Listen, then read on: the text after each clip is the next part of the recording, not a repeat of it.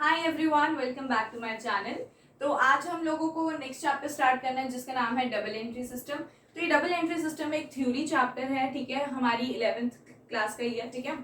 तो double entry system क्या कहता है, just let's read this thing.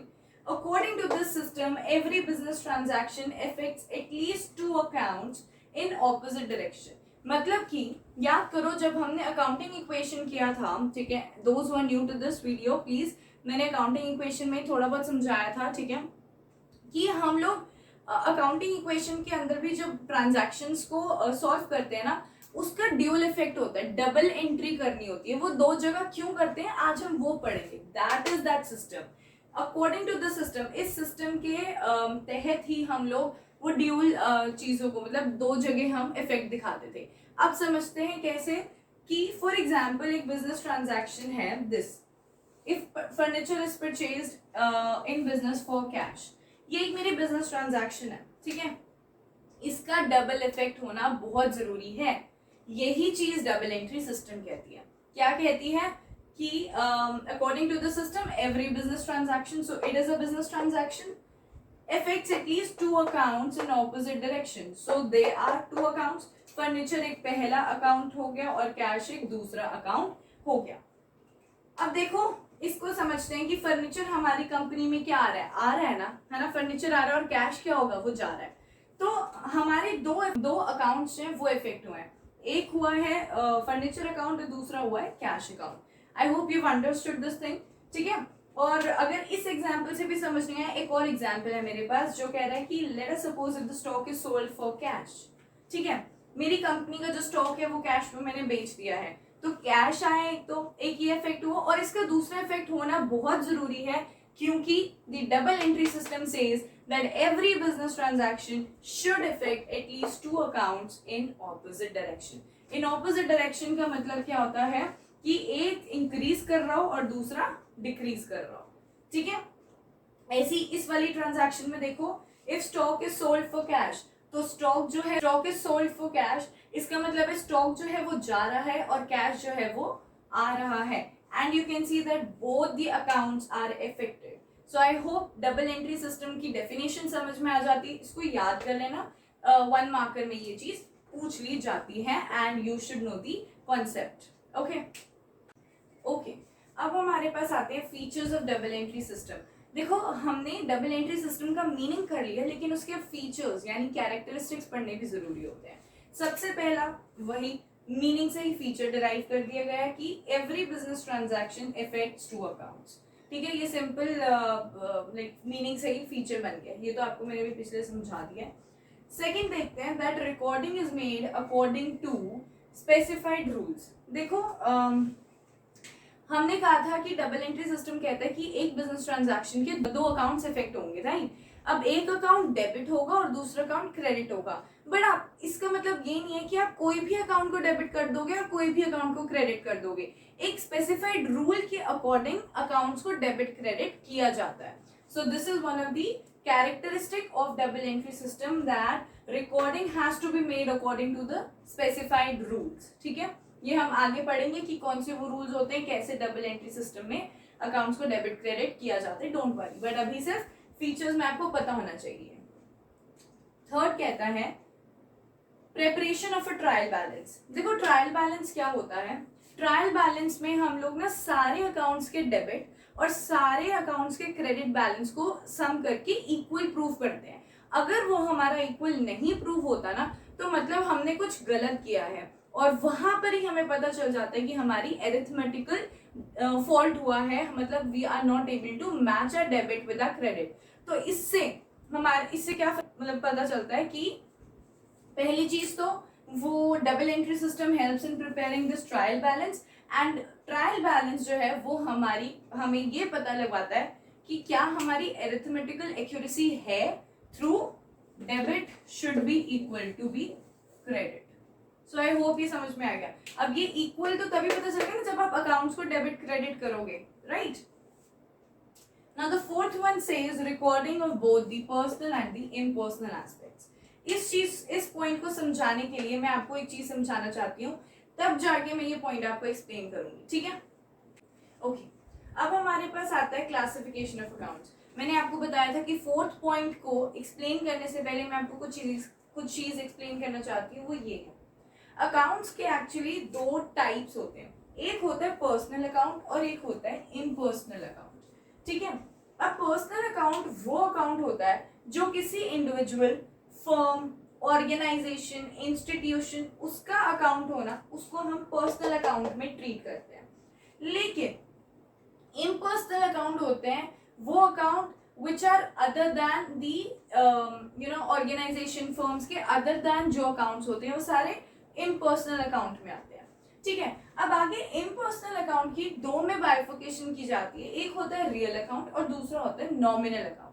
अब रियल अकाउंट क्या होता है, नॉमिनल अकाउंट क्या होता है, वो भी मैं आपको एक्सप्लेन करूंगी, बट सबसे पहले एक पार्ट को पहले समझ लेते हैं जो है पर्सनल अकाउंट। देखो personal account, account of individual, firm, organisation, आगे उसको फर्दर तीन में बाइफिकेट करते हैं। पहला आता है natural personal account. Now natural personal account मतलब कि account of the human beings, जैसे कि राम का अकाउंट हो गया, सोहन का अकाउंट हो गया, कोई डेटर हो गया मेरा, कोई क्रेडिटर हो गया, ठीक है, उनके अकाउंट खोलने होते हैं तो उसको हम नेचुरल पर्सनल अकाउंट में डालते हैं। ठीक है, उसको हम किस टाइप का अकाउंट कहते हैं, नेचुरल पर्सनल अकाउंट। ठीक है, क्योंकि वो क्या है तो किसी इंडिविजुअल का अकाउंट। ठीक है, and on the top of it वो इंडिविजुअल के अकाउंट होने के साथ साथ ह्यूमन बीइंग का अकाउंट है, तो इसलिए उसको स्पेसिफिकली नेचुरल पर्सनल अकाउंट कहते हैं। ठीक है, अब पर्सनल अकाउंट का सेकंड बाइफिकेशन में आता है artificial personal account. Artificial personal account का मतलब ये होता है कि हम इसके अंदर वो अकाउंट्स को मेंशन करते हैं जिनकी फिजिकल एग्जिस्टेंस जो है ना ह्यूमन बीइंग्स जैसी तो नहीं होती है, कि वो फिजिकल बीइंग ह्यूमन बीइंग्स नहीं होते हैं, लेकिन ऑफ कोर्स उनको हम पर्सनल अकाउंट्स में ही ट्रीट करते हैं। ठीक है, जैसे कि बैंक हो गया, ठीक है, हमारे आती है कोई भी इंस्टीट्यूशन का नाम XYZ कंपनी है। ठीक है, कब जब हम उन लोगों की बात करते हैं वो आता है आर्टिफिशियल पर्सनल अकाउंट में। ठीक है, आई hope you understood this one. Okay, now the third one is representative personal account. Representative personal account में वो सारी आती है जब हम किसी group of persons, group of institution की बात करते हैं, जैसे कि फॉर एग्जांपल हमारा आउटस्टैंडिंग सैलरी, प्रीपेड रेंट, ये सारी चीजें ना हम लोग रिप्रेजेंटेटिव पर्सनल अकाउंट में इसलिए डालते हैं क्योंकि इसको हम एक ग्रुप की तरह मानते हैं। ठीक है, इसको हम एक पर्सनल अकाउंट में ट्रीट करते हैं। जितने भी outstanding salary, prepaid expenses, unearned income, या फिर वो जो भी होती है इनकम रिसीव्ड इन एडवांस, जो भी चीजें होती हैं, या अक्रूड इनकम, ठीक है, वो सारी चीजें रिप्रेजेंटेटिव पर्सनल अकाउंट में आती है, अपने दिमाग में बिठा लेना। ठीक है, अगली आती है, एक पार्ट हो गया, दूसरा पार्ट है इम्पर्सनल अकाउंट। अब इम्पर्सनल अकाउंट में दो बाइफिकेशन होती है, एक होता है रियल अकाउंट और एक होता है नॉमिनल अकाउंट। हम लोग रियल अकाउंट की बात करेंगे। अब रियल अकाउंट कौन सा अकाउंट होता है जहां हम इस अकाउंट में उन चीजों को मेंशन करते हैं जो हमारी कंपनी की प्रॉपर्टीज होती हैं, एसेट्स होती हैं, and these can be measured in money. तो उसके जितने अकाउंट होते हैं उसको हम रियल अकाउंट में डालते हैं, जैसे कि machinery account, building account, land and building, patents, copyright, ये सारी चीजें हमारे रियल अकाउंट होते हैं। कैश, वो भी एक रियल अकाउंट है। ठीक है, अब आगे रियल अकाउंट को दो चीजों में क्यों बांटा है, क्योंकि एक होता है टैंजिबल एसेट और एक होता है इंटैंजिबल एसेट। ये हमने पढ़ा था, बिकॉज रियल अकाउंट्स में बेसिकली हम लोग एसेट्स को ही लिखते हैं। ठीक है, तो इसकी बाइफिकेशन भी तो बनती है ना। तो टैंजिबल एसेट मतलब कि वो सारी मतलब वो वाले सारे अकाउंट्स जिनको आप देख सकते हो, टच कर सकते हो, ठीक है, एंड फील भी कर सकते हो, उनको हम टैंजिबल अकाउंट्स कहते हैं। जैसे कि machinery, building, land and building, stock, cash, ठीक है, इन सारी चीजों को हम टैंजिबल रियल अकाउंट कहते हैं। और intangible on the other hand मतलब कि सिर्फ वही अकाउंट जो सिर्फ मेजर किए जाते हैं मनी में, उनकी एक मॉनेटरी वैल्यू होती है, लेकिन उनको आप देख नहीं सकते हो। For example copyrights, patents, goodwill, ये सारी चीजें हमारी इनटैंजिबल रियल अकाउंट्स में आती है। Fine, I hope you understood this. Now दूसरा है हमारा नॉमिनल अकाउंट। अब नॉमिनल अकाउंट वो अकाउंट होता है जिसके अंदर हम सारे एक्सपेंसेस और इनकम लिखे जाते हैं। एक्सपेंसेस यानी कि salary paid, rent paid, commission paid, कुछ भी पे हो, एक्सपेंस हो हमारा, डेप्रिसिएशन, ये सारी एक्सपेंसेस, ये सारी चीजें जो अकाउंट होती हैं वो नॉमिनल अकाउंट में आती हैं। And on the other hand अगर मैं कहूँ रेंट रिसीव्ड, इनकम रिसीव्ड, कोई भी इंटरेस्ट रिसीव्ड, कोई भी इनकम हो जाती है तो उसको हम लोग क्या कहते हैं, वो भी नॉमिनल अकाउंट में ही आता है। ठीक है, आई hope you understood these accounts and या अब मैं इससे मैं फोर्थ पॉइंट एक्सप्लेन करती हूँ। उसमें हमने बोला था recording of both the personal and the impersonal aspects. Double entry system दोनों को रिकॉर्ड करता है। ऑब्वियसली क्या डबल एंट्री सिस्टम फर्नीचर को नहीं रिकॉर्ड करेगा अपने अकाउंट में? करेगा। फर्नीचर एक तरह का रियल अकाउंट है। क्या वो अगर हम लोग अपने क्रेडिट पैसा दे रहे हैं तो क्या उसका अकाउंट नहीं बनाया जाएगा हमारी कंपनी में? ऑब्वियसली बनाया जाएगा, तो पर्सनल एस्पेक्ट भी हो गया। ठीक है, तो हमारा डबल एंट्री सिस्टम दोनों एस्पेक्ट्स को, एक पर्सनल और इम्पर्सनल एस्पेक्ट दोनों को ही रिकॉर्ड करता है अपनी बुक्स में। So I hope you understood this thing.